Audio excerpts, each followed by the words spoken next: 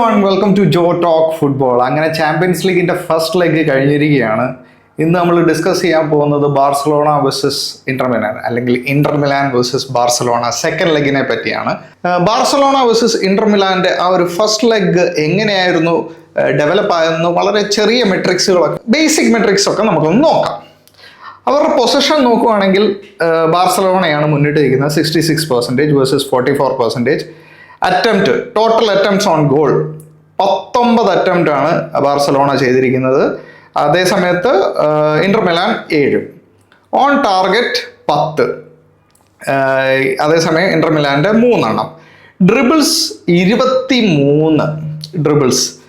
അതേസമയം ഇന്റർ മിലാൻ്റെ 14. Running into penalty area 8. അതേസമയം ഇന്റർ മിലാൻ്റെ വെറും 3. ഇങ്ങനെയാണ് സ്റ്റാറ്റ് നോക്കുമ്പോൾ 100% ബാർസലോണയ്ക്ക് തന്നെയാണ് മുൻതൂക്കം, യാതൊരു സംശയമില്ല. ഇനി നമുക്ക് ഈ ഡിഫെൻസീവ് സൈഡിലേക്കൊക്കെ വരുമ്പോൾ ഓഫ് കോഴ്സ് ടാക്കിൾസ് ഏറ്റവും കൂടുതൽ ടാക്കിൾ ചെയ്യേണ്ടി വന്നത് ഇന്റർ മിലാനാണ്. ടാക്കിൾ ഏറ്റവും കുറവ് ചെയ്യേണ്ടി വന്നത് ഓഫ് കോഴ്സ് ബാർസലോണയാണ്. കാരണം അവരുടെ അറ്റാക്കിങ് കുറവായിരുന്നു. ഫസ്റ്റ് ഓഫ് ഓൾ അറ്റാക്കിങ്ങിൽ മാത്രമല്ല, പക്ഷെ എന്നാലും പറയാണ് ഓവറോൾ ബാർസലോണയ്ക്ക് അധികം ടാക്കിൾസ് ഇടേണ്ട ആവശ്യം വന്നിട്ടില്ല. Because possession of course obviously Barcelona കയ്യിലായിരുന്നു മെജോറിറ്റി. 66% ആയിരുന്നല്ലോ എന്താ പറയുക പൊസഷൻ ബാർസലോണയുടെ കയ്യിൽ. ടാക്കിൾസ് വോൺ 6, ടാക്കിൾസ് ലോസ്റ്റ് 4 ബാർസലോണയുടേത്. അതേസമയം ഇന്റർ മിലാൻ്റേത് വരുമ്പോൾ ടാക്കിൾസ് അവർക്ക് അധികം എടുക്കാൻ പറ്റുന്നില്ല. Of course the quality of Yamal, Raphinha, Frenkie de Jong, Pedri, Olmo എന്നിവരുടെയൊക്കെ ആ ഒരു സ്കിൽഫുൾ പ്ലെയേഴ്സിൻ്റെ ആ ഒരു ടെക്നിക്കൽ എബിലിറ്റി കൊണ്ടാണ് അവർക്ക് ഓഫ് കോഴ്സ് അത്രയും ടാക്കിൾസ് വിൻ ചെയ്യാൻ പറ്റാത്തത്. 14 നിന്ന് വെറും 5 മാത്രമാണ് അവർക്ക് ടാക്കിൾസ് വിൻ ചെയ്യാൻ പറ്റിയിട്ടുള്ളത്.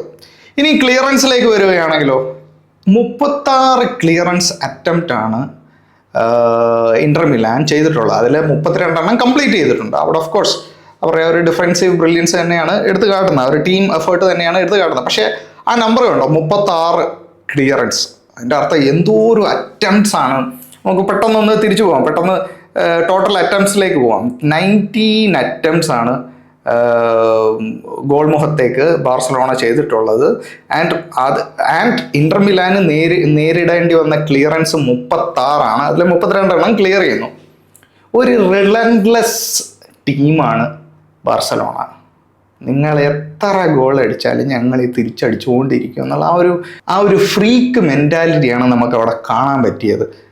Relentless team, the never dye. ആ ഒരു ഇതാണ് നമുക്കിവിടെ കാണാൻ പറ്റുന്നത്. ഇനി നമുക്ക് ടൈം വേസ്റ്റ് ചെയ്യാതെ നമുക്ക് നേരെ ടീം ഷീറ്റിലേക്ക് പോവാം. ടീം ഷീറ്റിലേക്ക് പോകുമ്പോൾ ഇതിൽ ചെറിയ മാറ്റങ്ങളുണ്ട്. കാരണം കുണ്ടെ മിസ് ചെയ്യാൻ കുണ്ടെ അടുത്ത സെക്കൻഡ് ലെഗ് മിസ് ചെയ്യാൻ ചാൻസ് കൂടുതലാണ് ഇഞ്ചുറി കാരണം. സോ 100% കുണ്ടെ സെക്കൻഡ് ലെഗിൽ കാണാൻ വളരെ ചാൻസ് കുറവാണ്. കുണ്ടയുടെ റീപ്ലേസ്മെൻ്റ് ആയിട്ട് ഈതർ ഗാർസിയ വരാം, ഇല്ലെങ്കിൽ റൊണാൾഡ് വരാം. ഇതിൽ ആർക്ക് വേണമെങ്കിലും വരാം. പക്ഷേ തിരിച്ചു വരാൻ സാധ്യത ഉള്ള ലിസ്റ്റുകളിൽ ലെവൻഡോസ്കി ഉണ്ട്, അതുപോലെ തന്നെ ബാൾഡയും ഉണ്ട്. ബാൾഡയും ലെവൻഡോസ്കിയും സെക്കൻഡ് ലെഗിൽ തിരിച്ചു വരാൻ ഒരു നല്ലൊരു ചാൻസ് ഉണ്ടെന്നാണ് റിപ്പോർട്ടുകൾ നമുക്ക് സൂചിപ്പിക്കുന്നത്.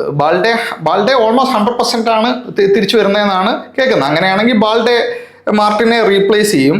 പിന്നെ ഈ കുണ്ടയുടെ ഇഞ്ചുറി അത്ര വലിയൊരു പ്രശ്നമായിട്ട് വരുന്നില്ല. കാരണം വേണമെങ്കിൽ ഗാർസിയൊക്കെ ആ പൊസിഷൻ കവർ ചെയ്യാം, അല്ലെങ്കിൽ റൊണാൾഡിന് തന്നെ ആ പൊസിഷൻ കവർ ചെയ്യാം. പക്ഷെ ബാൾഡയുടെ ആ ഒരു റിട്ടേൺ 100% ബൂസ്റ്റാണ് ബാർസലോണയ്ക്ക്. ബാക്കി എല്ലാ ടീം അതുപോലെ തന്നെ മെയിൻറ്റെയിൻ ചെയ്യും 100%. Szczesny, Martinez, Cubarsi, Pedri, Frenkie de Jong, Raphinha, Olmo, Yamal, Ferran Lewandowski തിരിച്ചു വന്നാലും എനിക്ക് തോന്നുന്നു ഫെറാൻ നല്ലൊരു പ്രകടനമാണ് ഫസ്റ്റ് ലെഗിൽ കാഴ്ചവെച്ചത്.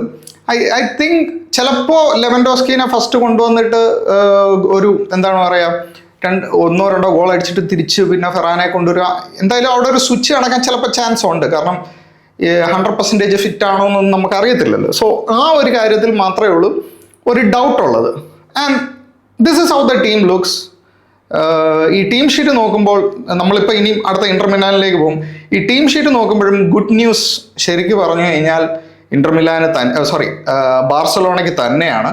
കാരണം ലെവൻഡോസ്കി തിരിച്ചു വരുന്നു, ബാൽഡെ തിരിച്ചു വരുന്നു. ശരിയാണ്, കുണ്ടേക്ക് ഇഞ്ചുറി ഉണ്ട്, പക്ഷെ കുണ്ടേക്ക് കവർ ചെയ്യാൻ ആൾക്കാരും ഉണ്ട്. സോ എങ്ങനെ നോക്കിയാലും ബാർസലോണയ്ക്കാണ് അടുത്ത സെക്കൻഡ് ലെഗിലേക്ക് പോകുമ്പം കുറച്ചുകൂടെ അഡ്വാൻറ്റേജ് എന്ന് തന്നെ പറയാം. ഇന്റർ മിലാനിലേക്ക് പോകുമ്പോൾ അവർക്ക് ഏറ്റവും വലിയൊരു അടി കിട്ടാൻ പോകുന്നത്, ഓഫ് കോഴ്സ് നിങ്ങൾക്ക് എല്ലാവർക്കും അറിയാം, മാർട്ടിനേസിനെ സബ്സ്റ്റിറ്റ്യൂട്ട് ചെയ്തിരുന്നു. മാർട്ടിനേസിന് ഈ ചാമ്പ്യൻസ് ലീഗ് ക്യാമ്പയിനിൽ 8 ഗോൾ കോൺട്രിബ്യൂഷൻ ആണ് ഇന്റർ മിലാന് വേണ്ടി ചെയ്തിട്ടുള്ളത്. മാർട്ടിനേസ് ഇല്ലാത്തത് ഒരു ഭയങ്കര ഒരു മിസ്സായിരിക്കും ഇൻസാഗിയുടെ ഇന്റർ മിലാന്.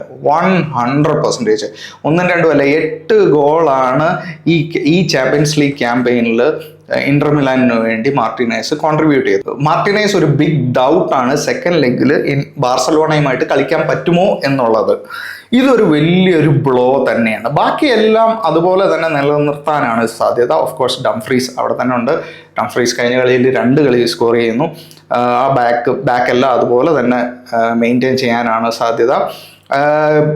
മാർട്ടിനേസിനെ റീപ്ലേസ് ചെയ്യുന്നത് മെഹദി എന്ന് പറയുന്ന പ്ലെയറാണ്. മെഹദിക്ക് ഇതുവരെ ചാമ്പ്യൻസ് ലീഗിൽ ഒരു ഗോളൊന്നും അടിക്കാൻ പറ്റിയിട്ടില്ല. ബട്ട് ഇറാനിയൻ പ്ലെയറാണ്. So he is quality, but he didn't get chance to prove himself. മാർട്ടിനേസിനെ റീപ്ലേസ് ചെയ്തിട്ട് മെഹദിയാണ് ആ ഗെയിം ഫസ്റ്റ് ലെഗിൽ കളിച്ചത്. കണ്ടിടത്തോളം നല്ലൊരു ഹോൾഡപ്പ് പ്ലെയർ, നല്ലൊരു സ്ട്രോങ് പ്ലെയറാണ് മെഹദി എന്ന് പറയുന്ന പ്ലെയർ. ബട്ട് മാർട്ടിനേസിൻ്റെ ഒരു ഗോൾ കോൺട്രിബ്യൂഷൻ്റെ ഗ്യാപ്പ് ഈ പറയുന്ന മെഹദിക്ക് നികത്താൻ പറ്റുമോ എന്നുള്ള കാര്യത്തിൽ വലിയ സംശയം തന്നെയാണ്. സോ ഇങ്ങനെയാണ് ഇൻസാഗിയുടെ ടീം ഉള്ളത്. എൻ്റെ ഒരു പ്രഡിക്ഷൻ പറയുകയാണെങ്കിൽ, let's look at some facts here. Inter അവരുടെ ഹോമിലാണ് കളിക്കുന്നത്, ശരിയാണ്, അതിൻ്റെ ഒരു അഡ്വാൻറ്റേജ് അവർക്ക് കാണും. പക്ഷേ മാർട്ടിനേസ് എന്ന് പറയുന്ന ആ പ്ലെയറിൻ്റെ മിസ് ഭയങ്കര ഒരു മിസ് തന്നെയായിരിക്കും. അതേസമയം ബാർസലോണയിലേക്ക് വരുമ്പോഴോ Yamal, Raphinha, Ferran, Lewandowski, Frankie de Jong, Pedri, ഇവരുടെ ആ ഒരു അറ്റാക്കിംഗ് ഫോഴ്സ് എങ്ങനെ ഇന്ററിന് സ്റ്റോപ്പ് ചെയ്യാൻ പറ്റും എന്ന് നമുക്ക് നോക്കി കാണേണ്ട ഒരു സാധനമാണ്. ഇതിലൊരു ബെസ്റ്റ് ഓപ്ഷൻ എന്താണെന്ന് വെച്ച് കഴിഞ്ഞാൽ, ഇന്ററിന് ത്രൂ പോകണമെങ്കിൽ എൻ്റെ പേഴ്സണൽ അഭിപ്രായം their best option is penalty shoot ഔട്ടിലേക്ക് ഈ ഗെയിം കൊണ്ടുപോവുക എന്നുള്ളതാണ്. അല്ലാതെ ഇന്ററിന് ഇത് ജയിക്കാൻ, മാർട്ടിനേസ് ഇല്ലാതെ ജയിക്കാൻ ഇച്ചിരി ബുദ്ധിമുട്ടേണ്ടി വരും എന്ന് തന്നെയാണ് എൻ്റെ പേഴ്സണൽ അഭിപ്രായം. എന്തായാലും ഇതൊരു ത്രില്ലിംഗ് മാച്ച് തന്നെ ആയിരിക്കും. ഫസ്റ്റ് ലെഗിന്റെ കൂട്ട് തന്നെ ഇതൊരു ത്രില്ലിംഗ് മാച്ച് തന്നെ ആയിരിക്കും. As a football fan I cannot wait for it.